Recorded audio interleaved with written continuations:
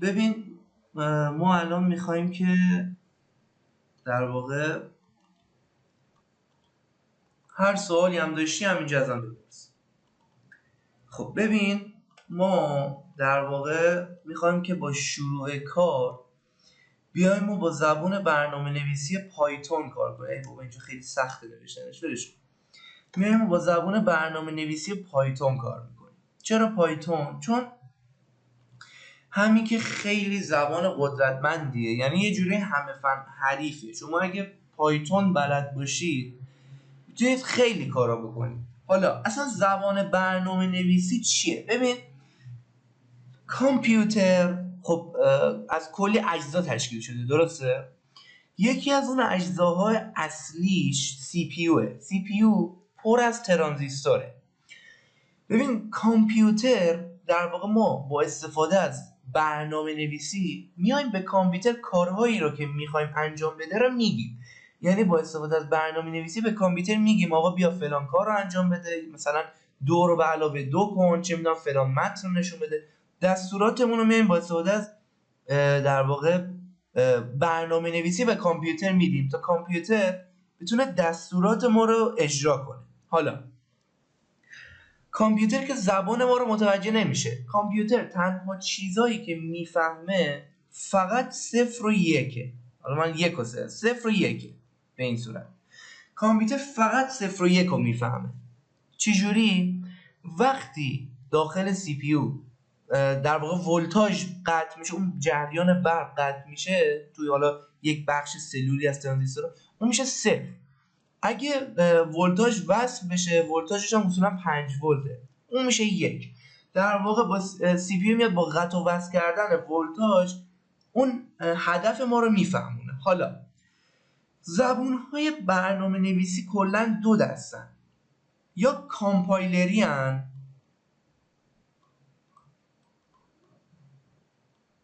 یعنی کامپایلر دارن، یا مفسری هن. حالا اینا یعنی چی؟ ببین کامپایلر یعنی آقا تو کداتو مینویسی، خب کلی مثلا میای اینجا دستوراتتو مثلا کد و دستور و اینا رو مینویسی، سرآخر که میخوای اجرا کنی کل کدهای تو توسط کامپایلر یه جا به زبون ماشین ترجمه میشه تا کامپیوتر اونا رو بفهمه. زبون ماشین چیه؟ همون 0 و 1. یعنی کدهای ما به 0 و 1 تبدیل میشن، ترجمه میشن و کامپیوتر تا آخر اونا رو بفهمه. ولی مفسری اینجوری نیست. ببین کامپایلر یعنی یک در واقع یک بسته است، یک دیکشنریه که میاد همه رو یک جا ترجمه میکنه. ولی مفسری اینجوری نیست. مفسری یعنی تفسیر میکنه برای کامپیوتر. تو هر کدی که بنویسی و هر دفعه اجراش کنی، کد تو خط به خط، اول این بعد این بعد این، خط به خط میاد تفسیر میشه، خط به خط ترجمه میکنی دیگه، یه جا ترجمه نمیکنه. هر جا هم اون برنامه بخواد رام بشه مترجمش باید همراهش بشه. خب حالا یه فرقی هست دیگه. زبان‌های کامپایلری مثل سی پلاس پلاس، سی شارپ، ارزم به حضورشون جاوا، کاتلین، اینا در واقع زبان‌های کامپایلری هم و خیلی سریع‌ترن، خیلی سرعت انجام زیادی هم، مخصوصا سی. ولی زبان‌های مفسری دیباگ کردنش راحت‌تره، یعنی خطایابیش راحت‌تره، اما خب یه میزانی کنتر عمل میکنه. یه مفهومی هست سر این که میگن فکر کنم جنرال پرپز باشه. یعنی چی؟ یعنی که اون زبان در چه سطحیه. زبان‌های سطح پایین، هرچی زبان سطحش پایین تر باشه به زبون ماشین نزدیکتره و کدنویسی باهاش واقعا سخته، فاجعه است. ولی هرچی سطح یک زبان بالاتر باشه یعنی به زبون ما انسان‌ها نزدیکتره، جوری که حالا با زبون انگلیسی مقایسه میشه. یه انگلیسی زبان، یکی حالا نیتیو زبونش انگلیسی باشه، کدا رو بخونه شاید تا یه حدی بتونه بفهمه این برنامه داره چیکار میکنه. پس این شد سطح زبان. پایتون یکی از زبان‌های سطح بالا و بسیار قویه. اوکی؟ تا اینجا متوجه من شدی؟ اگه متوجه شدی همینجا پیام بده. سوالی چیزی اگه داری همینجا. متوجه شدی؟ خب من دوباره میکروفونتو فعال میکنم، تو باز حالا یه چک بکن. حالا پایتون بخوام اینجوری بهت بگم، اینجا میایم میگیم در واقع اسم اختراع پایتون توسط آقای گیدو ون روسوم اختراع شد تو سال 1989. این آقا گرفت پایتون اختراع کرد. یه آدم دانشمندیه، دانشمند فیزیک کامپیوتره، آدم مخیه. اومد پایتون اختراع کرد. فلسفهش بر این پایه بود که یادگیری زبان پایتون به شدت راحت باشه اما کاراییش خیلی بالا باشه. الان ما با پایتون در هر زمینه‌ای که فکرشو بکنی، من اینجا یه سامپل بنویسم، در زمینه در واقع هوش مصنوعی، در زمینه در واقع امنیت سایبری، همون حک و امنیت میشه، در زمینه بازی سازی، در زمینه شبکه، در زمینه اپلیکیشن تحت دسکتاپ و موبایل. حالا موبایل پایتون یه مقدار ضعیف‌تر رفت بیرون از چیز، نمیدونم میشه جابجاش کرد. آها آره میشه. خب اینو من حذف کنم. ببین الان با پایتون ما میتونیم هوش مصنوعی که خودش بخش‌های مختلفی داره، ماشین لرنینگ داره یعنی یادگیری ماشین داره، دیپ لرنینگ داره یعنی یادگیری عمیق داره، و اولترا بای سلف لرنینگ داره. یعنی چی؟ یعنی ماشین بتونه توسط خودش تصمیم بگیره، منطق گرا باشه، اون هوش مصنوعی بتونه فکر کنه و توسط خودش طبق منطق و اولویت بندیاش یاد بگیره از خودش. امنیت سایبری داره، یعنی تو حوزه هک و امنیت اون هکرهای فوق حرفه‌ای که می‌بینی اکثرا با پایتون میان اکسپلویت‌ها و در واقع حالا دیباگ هانترینگاشون رو انجام میدن. در زمینه بازی سازی همچین پایتون قوی نیست، یونیتی خیلی قوی تره، ولی باز میشه یه بازی‌های دو بعدی ساخت. حالا جلوتر اگه بشه حالا گریزی هم میزنیم. توی زمینه شبکه خیلی پایتون واقعا قویه، اپلیکیشن تحت دسکتاپش هم خوبه. یعنی با پایتون شما میتونی اپلیکیشن تحت دسکتاپ بزنی. یعنی چی دسکتاپ؟ یعنی اپلیکیشن هایی که توسط ویندوز، سیستم عامل ویندوز، همین سیستم عاملی که من اینجا دارم این ویندوزه، توسط سیستم عامل ویندوز، لینوکس و مک او اس و حتی رزبری پای قابل کار باشه، یعنی اون نرم افزار توش اجرا بشه، و تحت موبایل یعنی نرم افزارهایی که تحت در واقع اندروید و آی او اس قابل اجرا باشه. با پایتون میشه همشون رو کار کرد. اما پایتون دسکتاپش خیلی قوی تره نسبت به موبایل. چرا؟ چون این یک اپلیکیشن ساده ایه که قبلا زدم برای ویندوزه. یعنی اینجا وقتی دکمه رو بزنم هر چی صحبت کنم این برای من گوش میده و مینویسه. خب اگه تا اینجا کار سوالی داری برای من بنویس.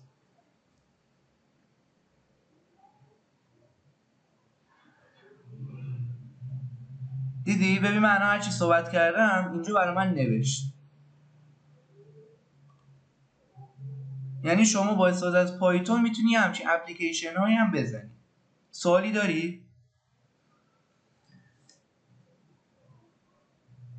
خب در زمینه در واقع خیلی زمینه‌ها پایتون فعالیت داره. حتی یکی از اون زمینه‌هایی که من میتونم نام ببرم در واقع زمینه رمز ارز و بلاکچین هست.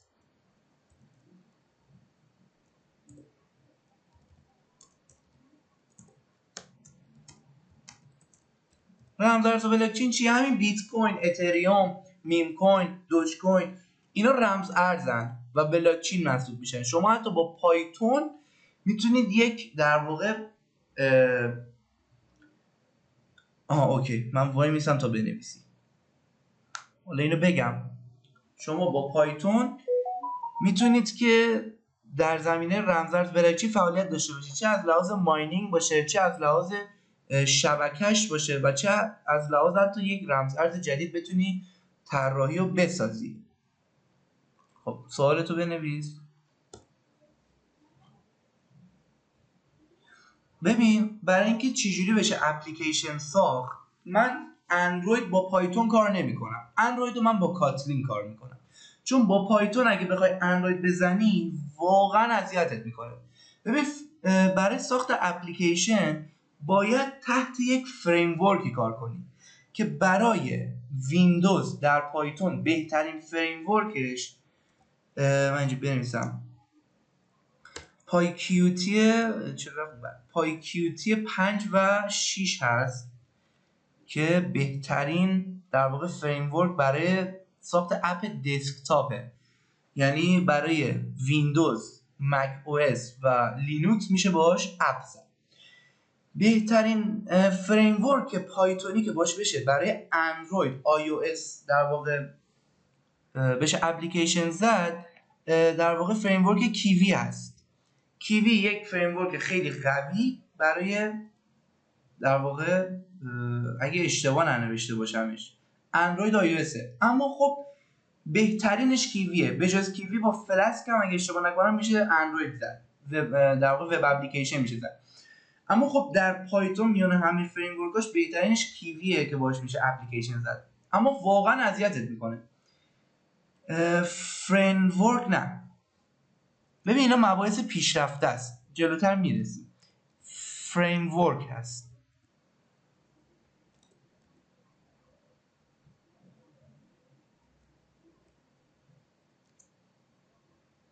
اوکی. ببین ما اول باید در واقع پایتون مبتدی رو یاد بگیریم، بفهمیم مثلا چجوری میشه باهاش کد زد. بعد اون بریم وارد مباحث پیشرفته تر پایتون بشیم که چجوری شیگرا و حتی تابع محور بشه کد زد، از حالت اسکریپت محور بیایم بیرون.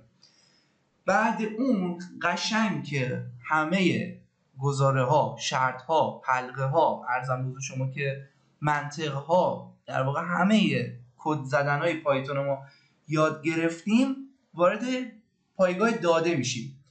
پایگاه داده به ما کمک میکنه که ما بتونیم اطلاعات رو داخلش ذخیره کنیم، حذف کنیم، بخونیم، آپدیت کنیم و هزار تا بلا سرش در بیاریم. برای مثال اینستاگرام رو نگاه کن. تو وقتی یک مثلا یک حالا عکسی رو یا ویدیو هرچی پست میکنی داخلش، اون عکس تو داخل پایگاه داده اینستاگرام ذخیره میشه، اطلاعات کاربری تو ذخیره میشه. یعنی میگه آقا مثلا خانم آسلی اکبری اومده با مثلا فلان شماره تلفن فلان اکانتش این عکس رو پست کرده، همه این اطلاعات باید ذخیره بشه. حالا فکر کن دیتابیس نبود، هیچ کدوم از اطلاعات نمیشد ذخیره بشه، همون لحظه فقط تو رم ذخیره میشد. یعنی هر دفعه که اینستا رو باز میکردی، کاراتو میرسی میبستی، کل اطلاعاتت حذف میشد. خب این به درد نمیخورد. واسه همین پایگاه داده واقعا میتونه به ما کمک کنه. بعد از پایگاه داده ما وارد فریم ورک پایکیوتی 5 میشیم که بتونیم برای در واقع محیط ویندوز یک اپلیکیشنی رو طراحی کنیم. اوکی؟ خب این از این بود. فهمیدیم که تا اینجا پایتون چیه؟ یه زبان برنامه نویسیه که مفسری هم هست، یعنی خط به خط کدا رو ترجمه میکنه برای سیستم. و اینکه فهمیدیم باهاش 1001 کار میشه کرد، یعنی واقعا یک زبون دوست داشتنیه. پارسال اگه اشتباه نکنم در آمار جهانی رتبه 1 رو گرفته بود بعد مدت‌ها در بین 10 زبان برتر، رتبه 1 مورد علاقه رو گرفت. خب بریم پایتون رو نصب کنیم. برای نصب پایتون داخل مرورگرمون عبارت python.org رو سرچ میکنیم، اینتر رو که بزنیم وارد سایتش میشیم. اینجا سایت رسمی پایتونه، یعنی اگه هیچ وقت نزن، این حرفه‌ای نیست که برید داخل اینترنت بزنید دانلود پایتون. این حرفه‌ای نیست، تو رو میبره تو سایت صاف نبودش و اینا، معلوم نیست حالا چه نسخه‌ای بهت بدن. خود مرجع رفرنس اصلی پایتون از این سایت بیرون میاد. وارد این سایت که بشی، این سایتش تا یه حدی هوشمنده و میاد واردش بشی سیستم عامل تو رو متوجه میشه. میاد مثلا ببین بخش کامیونیتی هم انجمنش هست، چه میدونم اخبارهای جدیدی که درباره پایتون میاد هست، ایونت هاش، ارزم داکیومنت هاش، یعنی در واقع اون مستنداتی که از پایتون هست و قسمت دانلوداش و درباره پایتون اینجا هست. خب اینجا حالا میاد بهت یه سینتکس هایی رو خودش یاد میده. اگه من ببین اینجا خودش زده دانلود فور ویندوز، این فهمید الان من سیستم عاملم ویندوز و اینو بهم پیشنهاد کرد. روی خود دانلود که کلیک کنی اینجا میاد آخرین نسخه پایتون رو برای من نشون میده. اینجا یه خورده اسکرول کنی بیای پایینتر، کل نسخه های از پایتون که از بعد خلقت پایتون، از بعد خلقتش هم رو فکر نکنم باشه، نه از پایتون 2.1 تا الان هر پایتونی که اومده باشه اینجا قابل دانلوده. کاری ندارم، رو همین دانلود پایتون 3.12.6 که بزنم ببین پایتون داره برای من دانلود میشه. حجم زیادی هم نبودم، 25 مگ.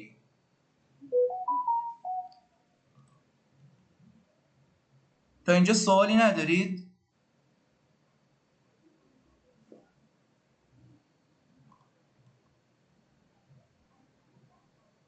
من اینجا منتظر میمونم. خب بسیار. دانلود که شد، فقط یه چیزی، شما هم همزمان با من وارد این سایت رفتید، دانلود کردید؟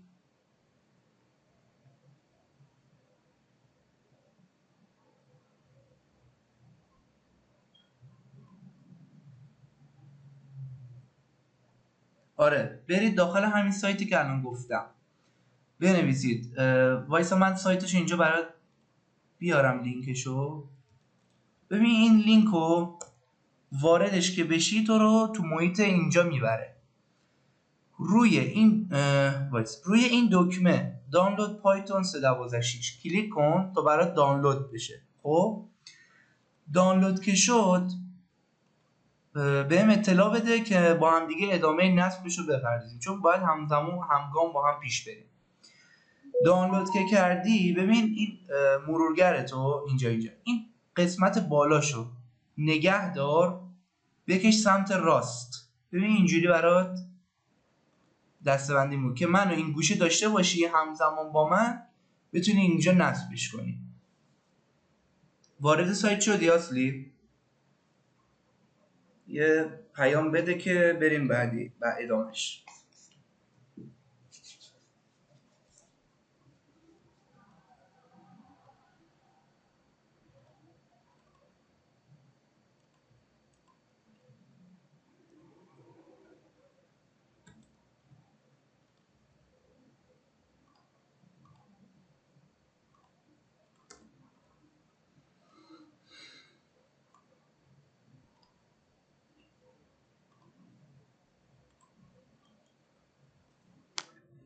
دانلود کردید اصلی خانوم؟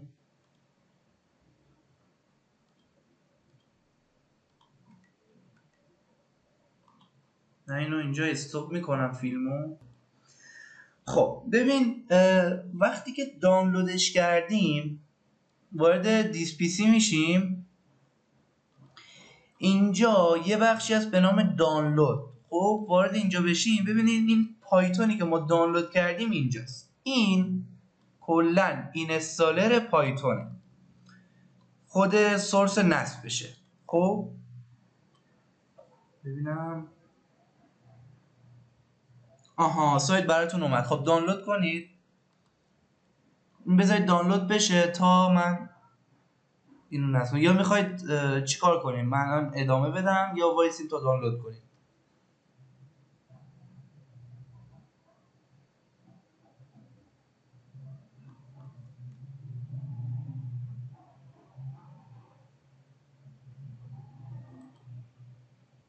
خیلی خوب.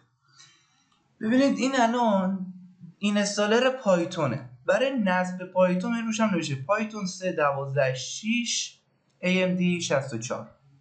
یعنی چی AMD 64؟ این طبق سیستم من، چون سیستم من 64 بیتیه، برای من اون نسخه ایدئالش رو آورد.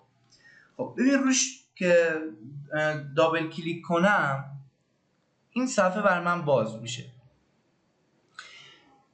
اول از همه این تیک add python.exit to pass رو بزن. چرا؟ ببین برای اینه وقتی پایتون نصب میشه توی یه مسیری نصب میشه که ما اگه بیایم داخل مای کامپیوترمون کلیک راست کنیم پراپرتیز رو بزنیم و وارد ادوانس سیستم ستینگ که بشیم، اینجا محیط environment variableش اینجا یه جا محیط پس هست. اینجا برای ما میاد آدرس پایتون من رو ذخیره میکنه، یعنی اون آدرسی رو که پایتون توش ذخیره شد. ببین مثلا آدرس مثلا درایو سی پوشه ویندوز پوشه سیستم 32 پوشه وی بی ام مثلا میگم. ببینم اینجا پایتون من کجاست، اون رو نشونت بدم. ایناهاش ببین این در واقع آدرس پایتون منه توی سی یوزر کامپیوتر اپ دیتا بعد رومینگ و پایتون 310. پایتون من اینجا نصبه. اگه این تیکو نزنید این داخل در واقع پس سیستم دیگه ذخیره نمیشه. پس سیستم چیه؟ ببین وقتی یک چیزی میاد مثلا اصولا اکثر همه اینا میاد داخل پروگرام فایل و پروگرام 86 اینجاها نصب میشن. وقتی نصب میشن برای اینکه از کل هر آدرس سیستمت، الان این پوشه یه آدرس متفاوته که اینجا آدرسش رو نوشته، برای اینکه از هر آدرسی بتونیم به اون پایتون داخل اون پوشه نصب دسترسی داشته باشیم میاد داخل پس سیستم ما ذخیره میشه. پس اینکه پایتون ما داخل پس ذخیره بشه موضوع خیلی مهمه. این تیکو حتما بزنید. این تیکش هم که بذار باشه use admin provisions when installing. این میگه برای وقتی که وارد ادمین میشین بذار باشه. اوکی. برای نصبش اینستال ناو نزن، وارد کاستومایز اینستالیشن میشیم. ببین خودش همه تیکا رو زده. خب این در واقع میگه بذار داکیومنتات خب باید باشه بتونی یک اسناد جدید از پایتونت بسازی. این تیک پیپ حواست باشه حتما بزنی. چرا؟ چون وقتی جلوتر ما به در واقع شیگرایی که برسیم وارد ماژول ها میشیم، کتابخونه ها و فریمورک ها میشیم، بدون پیپ اصلا نمیتونی هیچ جوره هیچ در واقع کتابخونه ای نصب کنی. خیلی کارت سخت میشه، باید دستی این کارو بکنی. اینجا بهت اجازه میده که از طرف یک حالا IDLE که اینجا گفته بتونی در واقع اینجا میاد در واقع تیکینتر رو باید نصب میکنه. لازم هم نیست، حالا بذار باشه. معذرت میخوام.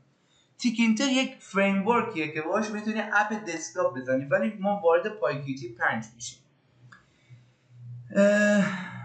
پای لانچر هم بذار باشه لانچ کنه for all users. اینجا این تیک for all users هم بزن. یعنی چی؟ ممکنه داخل سیستم تو به جای حالا یک در واقع یوزر چند تا یوزر داشته باشه. این برای همه اجازه رو میده. این تیکا رو که زدی روی نکست کلیک کن. این برای من اومده. خب تیکاشو دست نزن اگه برای تو اومد. همینا رو بذار باشه و این دکمه رو بزن. من چون نصب دارم دیگه نمیزنمش، دارمش. این اینستال رو که بزنی این شروع میکنه برات نصب کردن.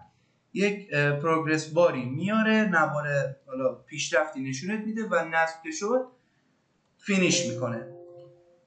بعد از اینکه نصبش کردی، من اینو برش کردم تو دانلود. بعد از اینکه نصبش کردی تموم شد، الان پایتون تو سیستم تو نصبه. سوالی نداری تا اینجا؟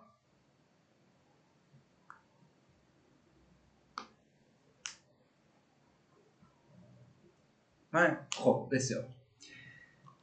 تا اینجای کار پایتون نصبه. از کجا بفهمیم که پایتون واقعا نصب شده؟ وارد CMD میشیم. چجوری CMD سیستم رو باز کنیم؟ اگه داخل بخش سرچ جستجو عبارت cmd رو بنویسین، اینجا کامند پرامپت رو برات میاره که این برات باز میشه. مال من سبزه، مال تو احتمالاً باید متنش سفید باشه. یا دکمه ویندوز و آ رو بزن. دکمه ویندوز کدومه؟ دکمه ویندوز روی کیبوردت، این باز بشه روی کیبوردت. خب اینجا اگه اسپیس باشه اون دکمه بلنده، اینجا آلت بغلش یه دکمه هست به این میگن دکمه ویندوز. عکس در واقع لوگوی همون مایکروسافت رو داره، یه همچین لوگویی باشه، حالا پرسپکتیو هم اگه خوب باشه یه همچین لوگویی داره، اون ویندوزه. ویندوز نگه دار و حرف آر سیستمتو بزن، یعنی شورتکاتش میشه این وین به علاوه آر. اینو که بزنی یعنی ویندوز رو نگهداری آر رو بزنی، این صفحه رانر ویندوز برات باز میشه. میتونی بنویسی cmd از ادمینستور، یا اصلا نمیخواد بنویسی cmd اینتر رو که بزنی کامند پرامپت برات باز میشه. ما الان میخوایم بفهمیم که پایتون واقعا داخل سیستم نصب شده یا نه. مشکلی نداره، شما دو راه داری، یا بنویسی پایتون، عبارت پایتون رو بزنی اینتر کنی. اینجا چون من چیزه این کامند پرامپت من ادمینستور نبود، من یه دقیقه وایسید که من کامند پرامپت ادمینستور تو محیط ماشین مجازیمه دسترسی کامل دارم. اینجا من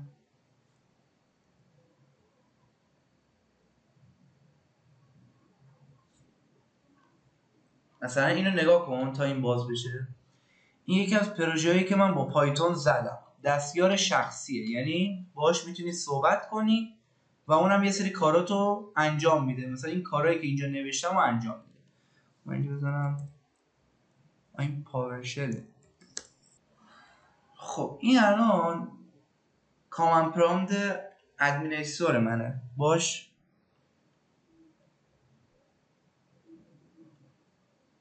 سیستم چی رو انجام بده.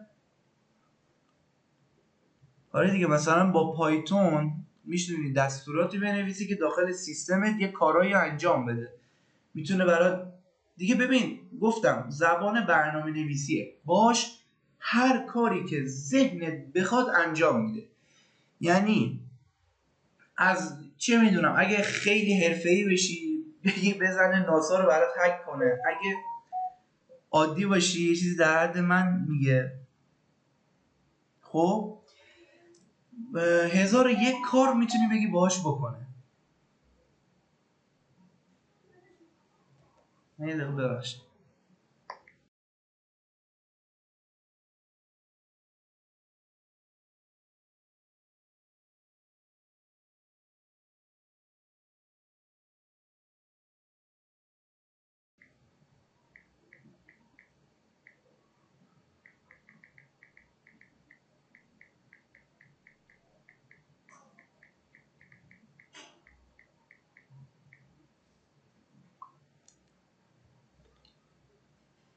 خب حالا ما با استفاده الان میخوام بفهمیم که پایتون نصب شده یا نه.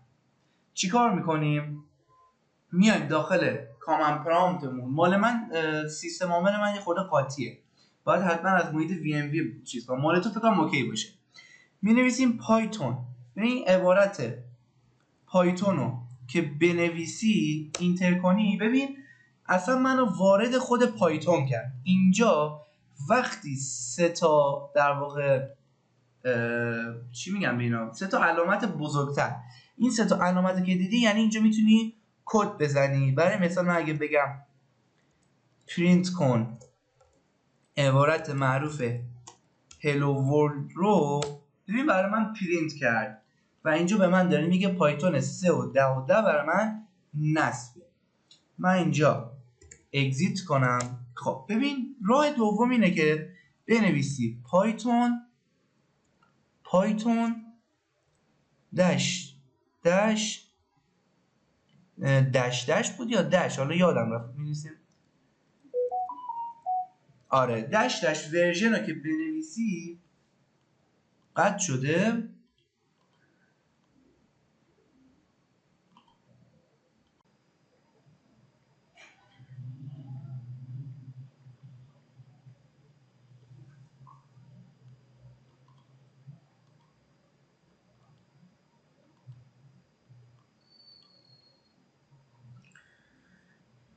الان صدا و تصویر من میاد براتون خانم آسلی؟ اینجا بهم پیام بدید که من بفهمم.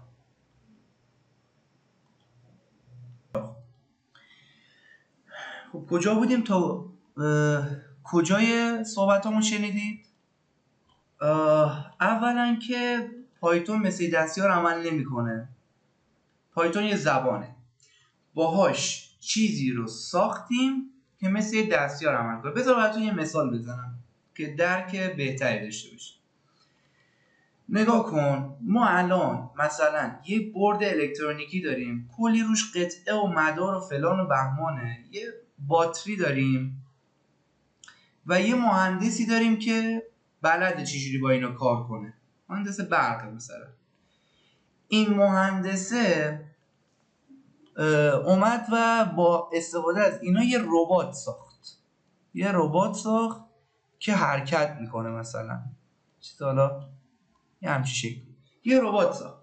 الان این باتری ربات نیستش که، این برد الکترونیکی ربات نیست، با استفاده از اینا آمد یه ربات ساخت. اینم همینه، پایتون یه زبانه، یک ابزاره برای اینکه باهاش بتونی هر چیزی رو بسازی، حتی یک دستیار باهاش میتونی نرم افزار بسازی، همه کار باهاش میتونی بکنی. خب ما الان پایتون رو نصب کردیم، میخوایم ببینیم که چجوری در واقع میخوایم ببینیم که پایتون نصب شده درست یا نه، توی سیستم ما به خوبی نصب شده یا نه. برای این کار ما CMD مون رو باز میکنیم، کامن پرامپت سیستم یا محیط داس رو باز میکنیم. برای باز کردن محیط داس داخل قسمت سرچ ویندوز اینجا عبارت CMD رو تایپ کنی، اینجا میبینی که براتون کامن پرامپت آورده، لوگوش هم این شکلیه.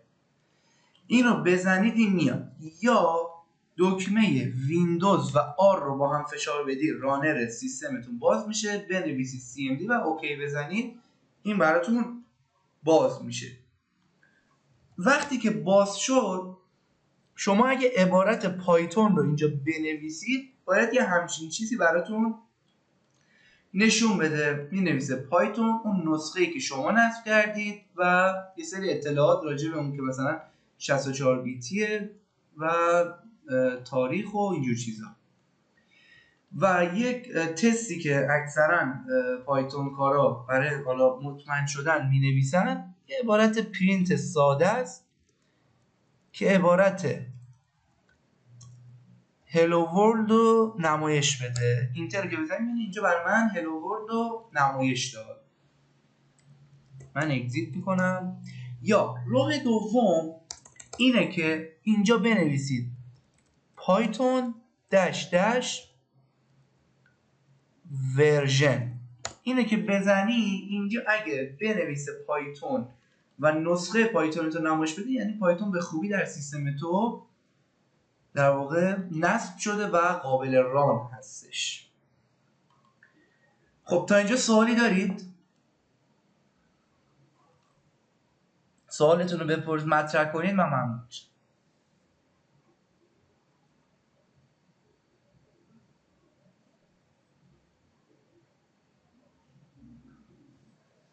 خب بسیار خوب.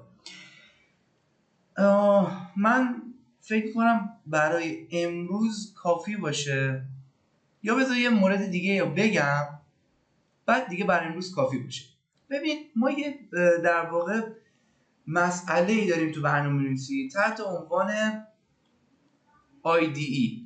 IDE یعنی چی؟ IDE یک محیط تکست ادیتوریه که شما میتونید داخلش کدهاتون رو بنویسید، باز کنید، بخونید و کلا محیط کد نویسی مونه. خب این الان اینی که نصب کردیم تنها زبان برنامه نویسی بود که تو سیستم ما نصب شد. اون مفسر پایتونی بود که در سیستم ما نصب شد. ما نیاز به یک محیطی داریم تا به واسطه اون بتونیم کد بزنیم. بهترین ایده هایی که هست یکی VS کده، اینه، این محیط VS کده که واقعا خیلی قدرتمنده، خیلی خوبه، هم رایگانه، چه میدونم چیز لایسنس هم نمیخواد که اصلا کرکش کنید، نصب میکنید اینجا و در واقع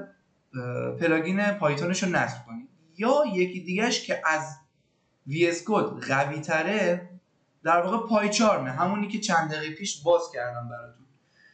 پایچارم هست که پایچارم توسط شرکت JetBrains در واقع توسعه داده شد. اینجا نوشته JetBrains IDE که مخصوص پایتون ساخته شده. ویژوال استودیو کد VS کد توسط مایکروسافت در واقع توسعه داده شده که من در واقع، ولی خب پایچارم رایگان نیست، باید کرکش کنید. ولی خب برای ما ایرانی‌ها همه چی رایگانه، شما فقط دانلود میکنید و کرکش میکنید. من خودم به شخصه پایچارم رو پیشنهاد میکنم، خیلی قوی تره، اما خب سیستم قوی هم میطلبه. من الان بذارید در واقع محیط این تسک منیجر هم باز شه. خب این الان تسک منیجر منه. ببین پایچان به تنهایی خودش 75% سی پی یو من و حدود 2000 مگابایت از مموری رم منو داره اشغال میکنه. یه همچین چیز سنگینی. اگه سیستم شما ضعیفه، من پیشنهادم اینه که روی VS کد کار کنید. برای دانلود VS کد شما اول وارد گوگل میشی، تو محیط سرچش فقط مینویسی چی؟ VS کد. اولین سایتی که میاد سایت خود ویژوال استودیو کده که مال مایکروسافته. وارد این سایت که بشید، اینجا شما میتونید VS کد رو دانلود کنید. اینجا دانلود فور ویندوز رو که بزنید شما رو وارد این صفحه میکنه و براتون دانلودش میکنه. من دارم دیگه، نمیذارم دانلود بشه. دانلود که شد باز شما رو داخل این محیط، داخل دانلود براتون میاره. حالا هرچند من اینجا دارمش، بذارید ببینم کجا گذاشتم فایل جلسات،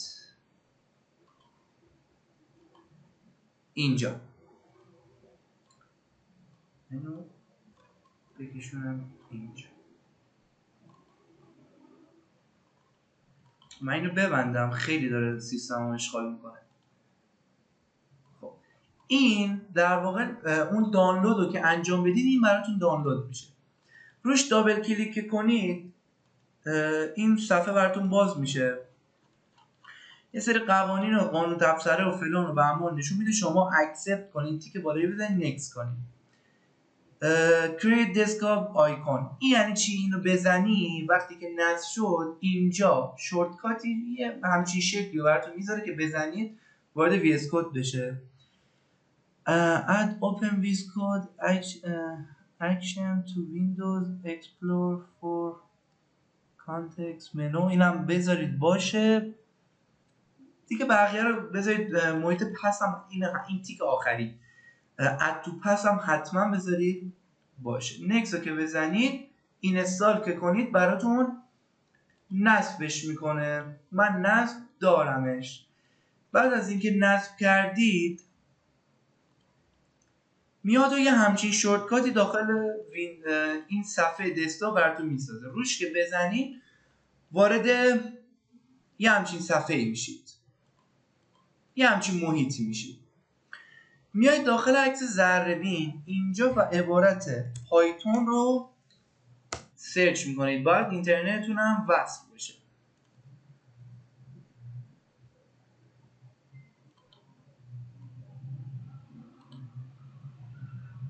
نه ببخشید اینجا نبود، عذر میخوام. باید اینجا اکستنشن ها، من عذر میخوام، این نماد سرچش بود.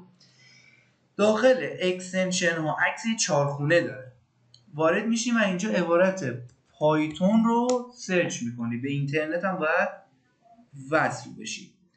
این اولی پایتونی که میاد اینجا باید نصبش کنی. من اینو نصب دارم، یا میتونی مال خود مایکروسافت رو نصب کنی. من همشو نصب دارم. اگه همینجا بیام فقط بزنم بره، میبینید که اینجا من پایتون رو نصب دارم. این برای چیه؟ برای اینه که فایل های پایتون رو بتونه بخونه.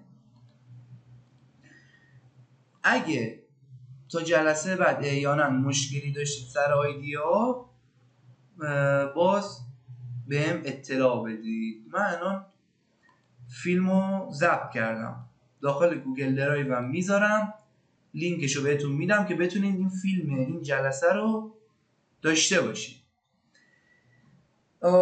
الان ما در طول این جلسه پس چی شد؟